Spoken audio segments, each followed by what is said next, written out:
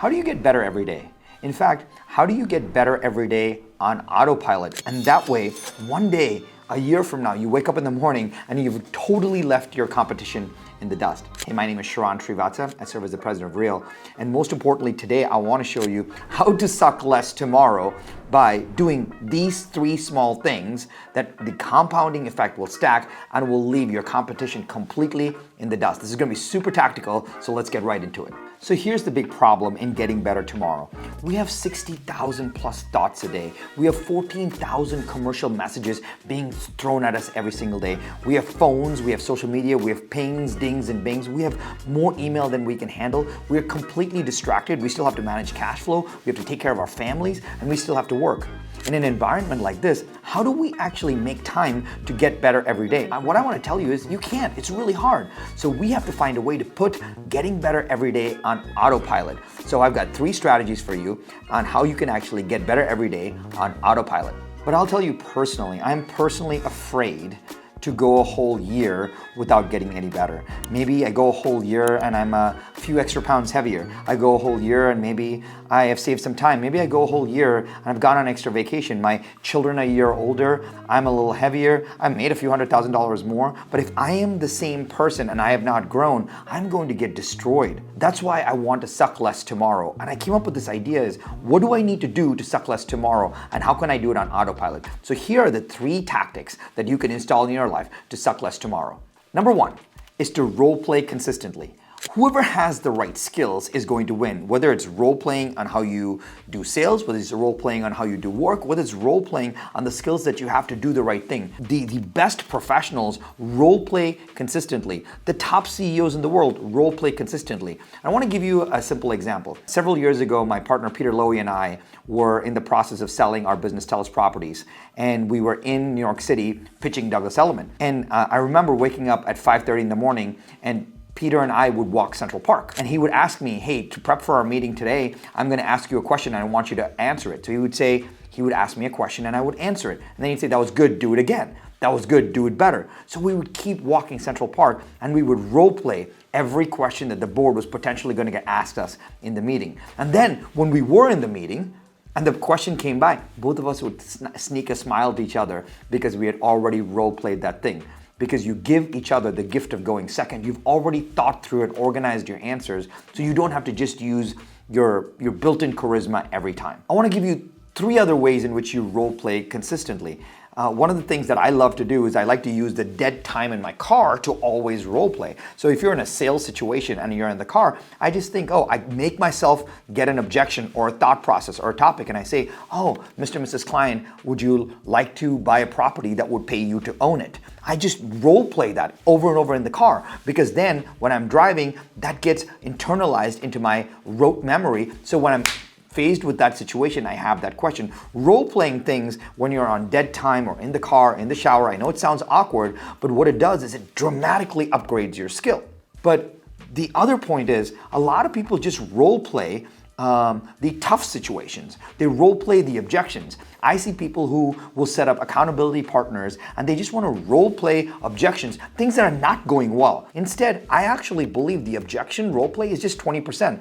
I don't know why more people don't role play the 80%. The 80% of the things that they for sure are going to do. Instead of role playing the 5 questions that you may get asked that are difficult, can you role play the 95 questions that you know for sure you're going to get asked that are easy? Role play the introduction. Role play the first page of your presentation. Role play the normal thing that you would already talk to them about. I'm a big fan of role playing the things that you know you're going to get asked, not the things that you may get asked that are just objections. Yes, we need to role play objection handling. We need to role play that skill. But if you can actually do the normal things well, the 85, 90% well, you probably won't even get that 10% of objections.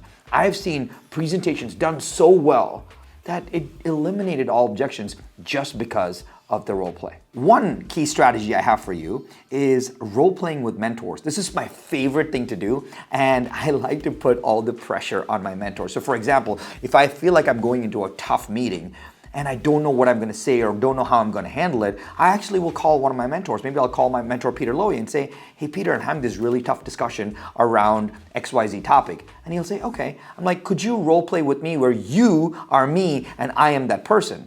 I take the pain of the role play and I give it to my mentor. I have them do the hard questions. I have them role played with me. I put them in the hot seat. And the best part about mentors is they've probably done it 20, 30, 40, 500 times more than I have. And the very fact that they have done it allows me to hear how they did it, allows me to break down what they did, and they feel joyful that I gave them something tactical to work on. Role playing consistently allows you to get better at your skill. It gets better at your language patterns, get better at the words that you use, because the limits of our language are the limits of our world. Here's idea number 2 on how to suck less tomorrow, and that is to review obsessively.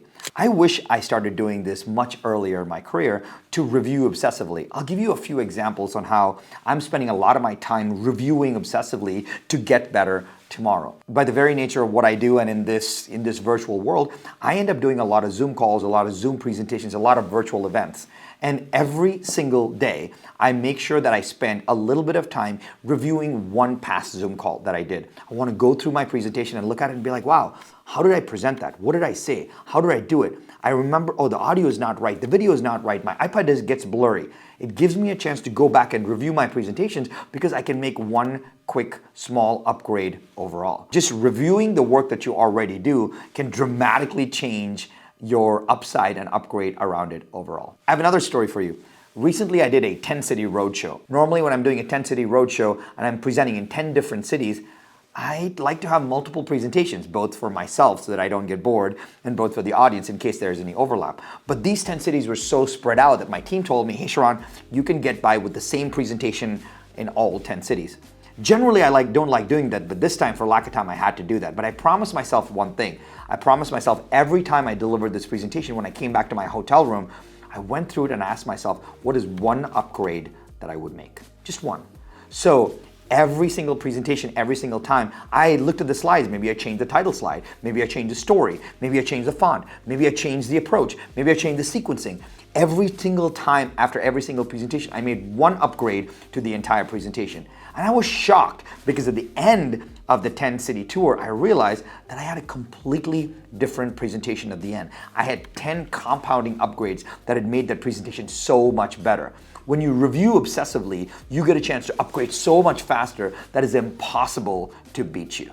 I also want to give you one tip. If you are a presenter, if you spend more time on Zoom or live presentations, presenting and sharing ideas, or you're a public speaker, here's one tip for you. Whenever I'm done with the presentation, I don't ask people that I meet in the audience, I don't ask them, hey, what was your big takeaway? Or what was your highlight? Because now you're putting them on the spot to give you something to actually match up with what they think it is. I wanted to make it easy for them, so I ask one of two questions. I say, hey, what was your favorite slide? Or what was one thing that you remember? Now, when I say what was your favorite slide, they point to the slide that they remember. They point to the slide that impacted them. So now I know that is one slide I shouldn't touch. That is one slide I shouldn't upgrade. Maybe I need to make more slides like that. Maybe I need to make more stories like that.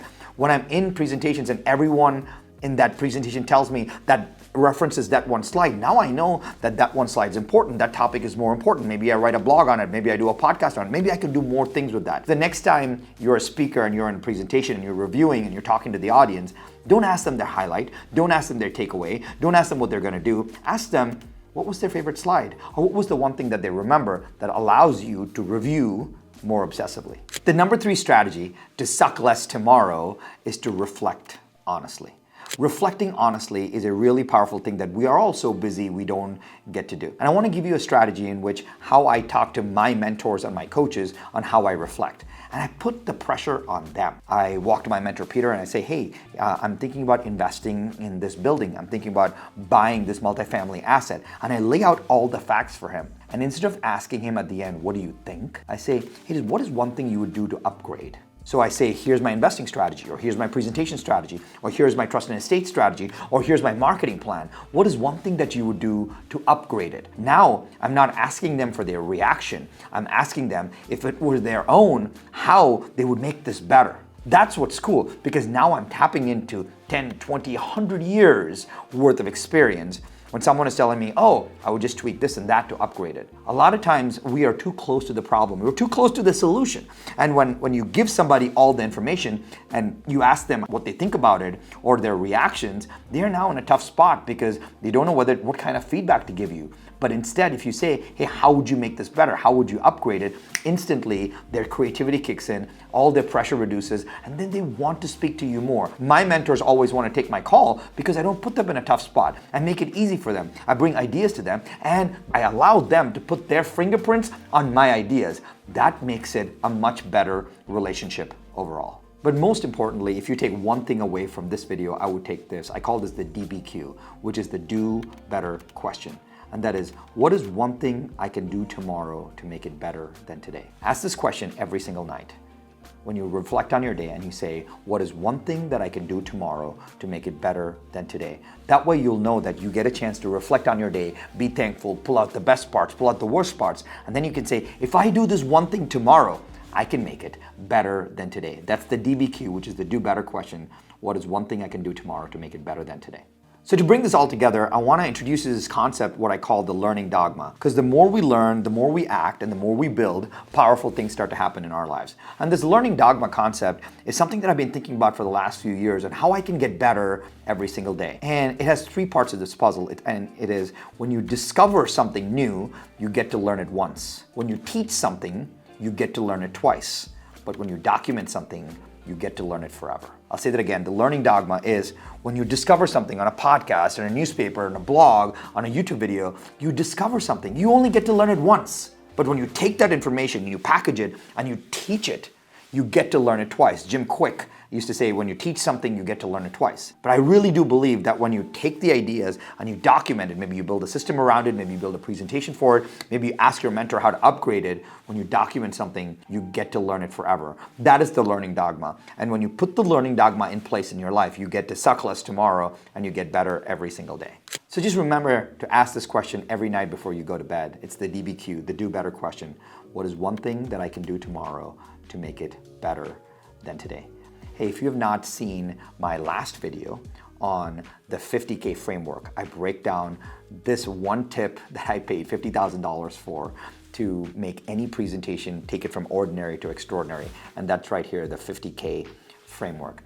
But while you're at it, subscribe to my channel because on this next video, I'm going to show you the 20 plus years lessons that I learned on the 3 most profitable investing strategies. I'm going to break it all down for you step by step.